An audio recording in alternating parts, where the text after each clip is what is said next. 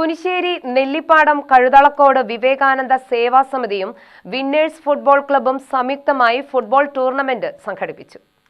ലഹരിക്കെതിരെ ഉയരട്ടെ കാൽപന്ത് കളിയിൽ ആരവമെന്ന സന്ദേശമുയർത്തിയാണ് ടൂർണമെന്റ് നടത്തിയത്.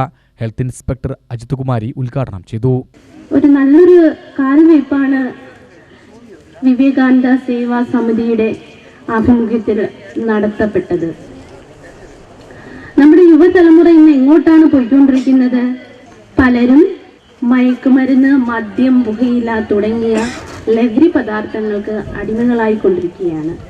പിന്നെ ഫുട്ബോളിനെ കുറിച്ച് എനിക്ക് അധികമൊന്നും അറിയില്ല.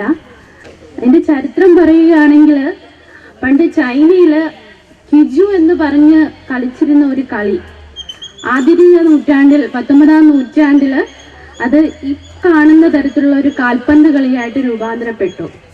പിൽക്കാലത്ത് ഇംഗ്ലണ്ടിൽ 1904 ഈ കളി കൂടുതൽ വികസിപ്പിച്ചെടുത്തു. 1904 തന്നെ ഫുട്ബോൾ അസോസിയേഷൻ രൂപപ്പെട്ടു. അതിനുശേഷം 1934 ആദ്യമായിട്ട് വേൾഡ് കപ്പ് ഫുട്ബോൾ മത്സരം തുടങ്ങി. അതോടുകൂടി നമ്മുടെ ഈ ഫുട്ബോൾ എന്ന് പറഞ്ഞ ആ ഒരു കളിക്ക് ലോകമെമ്പാടും ഒരു സ്വീകാര്യത വന്നു.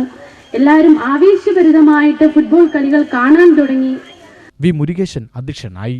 ആശാവർക്കർമാർ, ഹരിതകർമ്മസേന അംഗങ്ങൾ, കുടിവെള്ള വിതരണത്തിന് നേതൃത്വം നൽകിയ രാധാകൃഷ്ണൻ എന്നിവരെ ആദരിച്ചു. 10 പെൺകുട്ടികൾക്ക് രാമായണ പുസ്തകം ചടങ്ങിൽ വിതരണം ചെയ്തു. Excise preventing officer Pratyush, civil excise officer Madhu എന്നിവർ മുഖ്യാതിഥികളായി പങ്കെടുത്തു. LDF സ്ഥാനാർത്ഥികളായ ബാബു, രാധ, BJP സ്ഥാനാർത്ഥികളായ വനജ, രേഷ്മ എന്നിവർ പ്രസംഗിച്ചു. 2 ദിവസങ്ങളിലായാണ് ടൂർണമെന്റ് നടത്തിയത്.